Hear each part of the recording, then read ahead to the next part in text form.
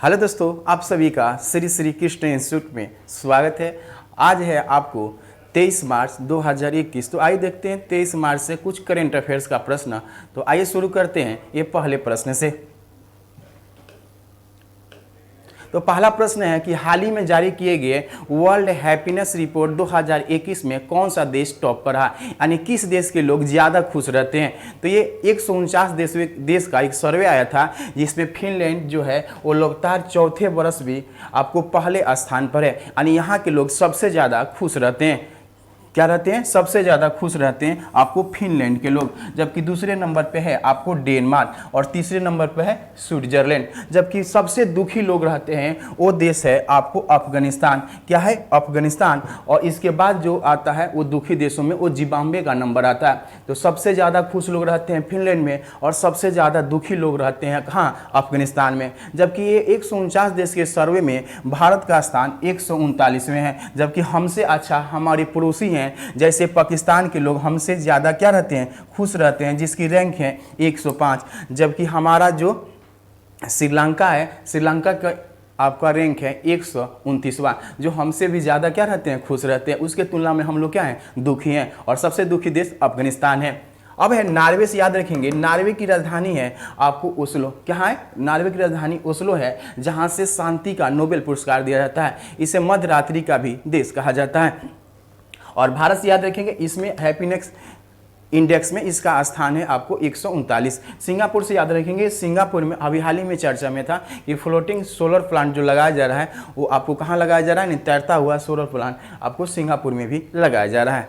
अब किस राज्य सरकार ने कुपोषण से निपटने के लिए समर अभियान की शुरुआत किया? यानी समर एक कैंपेन चलाया जा रहा है, खासकर झारखंड सरकार के द्वारा। और झारखंड के सीएम है हेमंत सोरेन और द्रौपदी मुर्मू जो है यहाँ के गवर्नर है। तो ये कैंपेन जो चलाया जा रहा है समर, इसमें खासकर कुपोषित बच्चे और साथ ही एनीमिया से संबंधित जो लोग हैं उनको चिन्हित करना और फिर सरकार के द्वारा उन्हें स्वास्थ्य सुविधाएं दिया जाए, इसी के लिए चलाया जा रहा है। कुपोषित बच्चों को आप इमेज में देख रहे हैं कैसे बउआ के पेट निकल चुका है, और ये सब क्या है? कुपोषित बच्चे हैं। खासकर प्रोटीन जो देखते हैं, प्रोटीन जो हमारे शारीरिक विकास के लिए आवश्यक है कंपोनेंट है, क्योंकि प्रोटीन की कमी से भी आपको देखते हैं मरासमस रोग जो होता है खासकर बच्चों में, जिसे हम लोग सूखा रोग कहते हैं। जबकि बड़ों में क्वाशियोकर रोग भी होता है। किसे कमी से? तो प्रोटीन के ही कमी से होती है। जबकि एनीमिया रोग जो होता है वो विटामिन 12 की कमी से होती है, यानी विटामिन B12 की कमी से होती है। और इसके कमी से एनीमिया का साथ साथ आप देखते होंगे पांडु रोग भी होती है,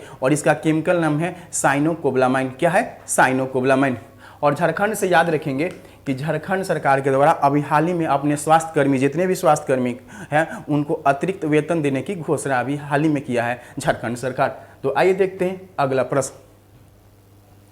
चमेली देवी पुरस्कार 2020 में से किसे सम्मानित किया गया? ये चमेली पुरस्कार ये पत्रकारिता के क्षेत्र में दिया गया है, इस बार नीतू सिंह के, यानी यौन शोषण संबंधित आपको बात को लोगों तक पहुंचाने के लिए, जिसमें खासकर महिलाओं से संबंधित जो घटनाएं घटती है उसको लोगों तक पहुंचाना और उनको सहायता पहुंचाने के लिए ये है नीतू सिंह। कौन है? नीतू सिंह। और इन्हीं को दिया गया है चमेली देवी जैन अवार्ड 2020 से इन्हें सम्मानित किया गया है। और ये नीतू सिंह को दिया गया है आपको ये पुरस्कार। सृष्टि सिंह से याद रखेंगे, सृष्टि सिंह जो है वो आपको राष्ट्रीय बालिका दिवस के अवसर पर ये 24 जनवरी को इन्हें उत्तराखंड का एक दिन के लिए सीएम बनाया गया था। जबकि मुस्कान जो है ये भी चर्चा में थी, हिमाचल प्रदेश की सबसे कम उम्र में पार्षद बनी थी, इसलिए चर्चा में थी। राजेंद्र आर्य जो है ये आपको केरल की राजधानी त्रिवेंद्रमपुरम के सबसे कम उम्र में मेयर बनने वाली है, जो मात्र 21 वर्ष में मेयर बनी थी,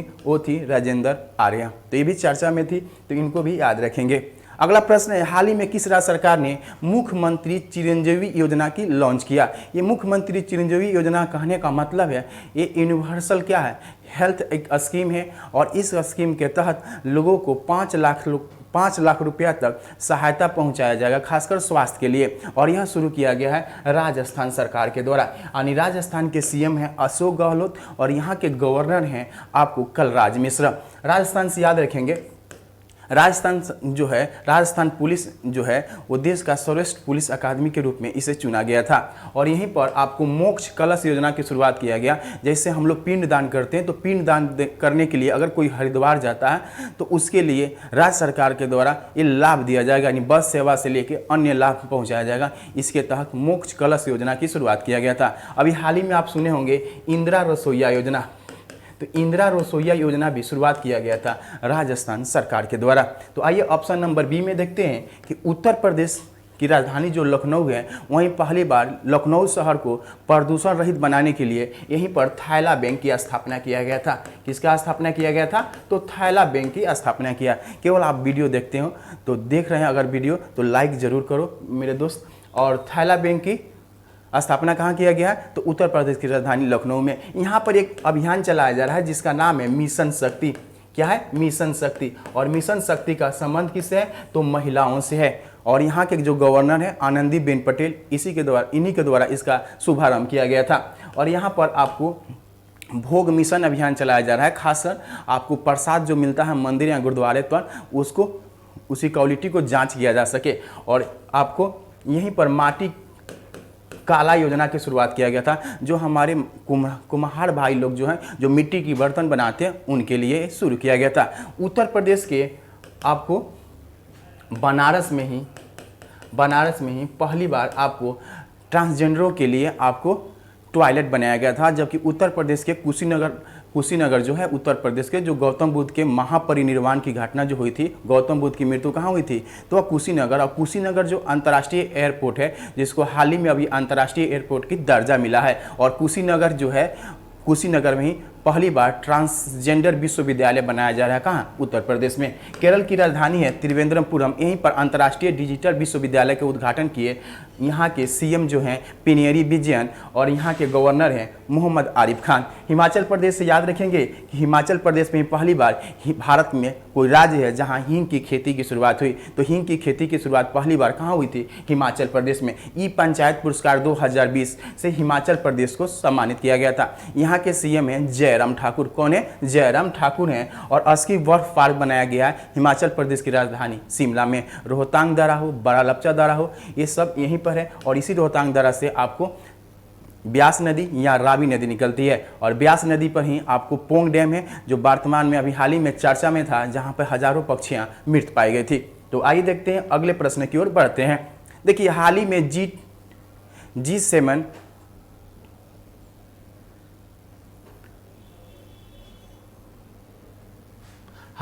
G7 ने किस देश के द्वारा किए गए क्रीमिया अधिग्रहण को मान्यता देने से इनकार कर दिया?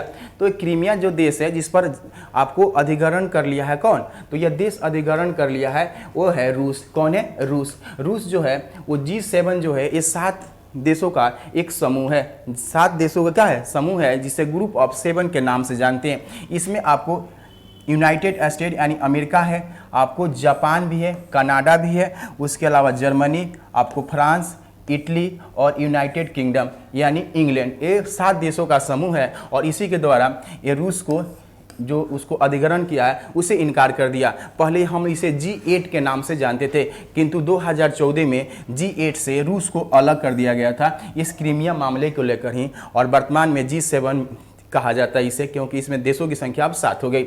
और G7 की जो मीटिंग होने वाली है इसी साल 2021 में होगा, आपको ब्रिटेन में। कहाँ होगा? ब्रिटेन में। और ब्रिटेन के जो हमारे प्रधानमंत्री हैं बोरिस जॉनसन, उन्होंने भारतीय प्रधानमंत्री श्री नरेंद्र मोदी को भी यहाँ पर आमंत्रित किया है। रूस से याद रखेंगे, रूस की राजधानी है मॉस्को, और यहाँ के जो राष्ट्रपति हैं व्लादिमीर पुतिन हैं, जो 2036 तक यहाँ के राष्ट्रपति बने रहेंगे।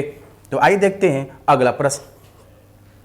तो अगला प्रश्न है कि हाल ही में किस देश ने इच्छा मृत्यु को वैध बनाने वाला कानून बनाया है? यानी लोग अपने से अगर अपनी इच्छा से अपने जीवन को त्यागना चाहते हैं तो वो त्याग सकते हैं। इसके लिए स्पेन सरकार ने एक कानून पारित किया है। कौन किया है? स्पेन सरकार यह कानून पारित किया है। साउथ अफ्रीका से याद रखेंगे, हाल ही में एक रिपोर्ट आया था जिसमें आपको साउथ अफ्रीका की सड़कें, सबसे खराब सड़क जो है वो कहाँ है, साउथ अफ्रीका में ही है। और जबकि सबसे अच्छी सड़क जो है वो नॉर्वे में है। कहाँ पे, नॉर्वे में है। अमेरिका से याद रखेंगे, अमेरिका की राजधानी जो है वाशिंगटन डीसी, जिसे डिस्ट्रिक्ट ऑफ कोलंबिया के नाम से जानते हैं। वर्तमान अमेरिका के जो राष्ट्रपति हैं आपको जो बाइडन है, और यहाँ के आपको पहली बार कोई महिला उपराष्ट्रपति बनी है जिनका नाम है कमला हैरिस, और ये दोनों डेमोक्रेटिक पार्टी के हैं। यहाँ है डेमोक्रेटिक पार्टी के। जापान से याद रखेंगे, जापान की राजधानी है टोक्यो, और टोक्यो में ही ग्रीष्मकालीन ओलंपिक खेलों का आयोजन इस साल 2021 में किया जाएगा। और यहाँ के प्रधानमंत्री हैं योशिहिदे सुगा। कौन है, योशिहिदे सुगा यहाँ के क्या है, प्रधानमंत्री हैं। अगला है कि किस संस्था ने सही दिशा सम्मान अभियान की शुरुआत किया है। तो यूएनओ का ही एक शाखा है जिसे यूनाइटेड नेशन डेवलपमेंट प्रोग्राम कहते हैं, इसी के तहत इसे शुरू किया गया है। यूएनओ से यूनाइटेड नेशन ऑर्गेनाइजेशन जो है, जिसका हेड क्वार्टर जो है आपको अमेरिका के न्यूयॉर्क शहर में है, और ये इसकी स्थापना हुआ था आपको 24 अक्टूबर 1945 ईस्वी में। और इसमें सदस्य देशों की संख्या है 193 देश हैं, और इसके वर्तमान महासचिव हैं एंटोनियो गुतेरेस। कौन है, एंटोनियो गुतेरेस है। तो इसी की एक शाखा है यूनाइटेड नेशन डेवलपमेंट प्रोग्राम, उसी के द्वारा एक अभियान चलाया जिसका नाम है सही दिशा सम्मान। तो इसको याद रखेंगे। अगला प्रश्न है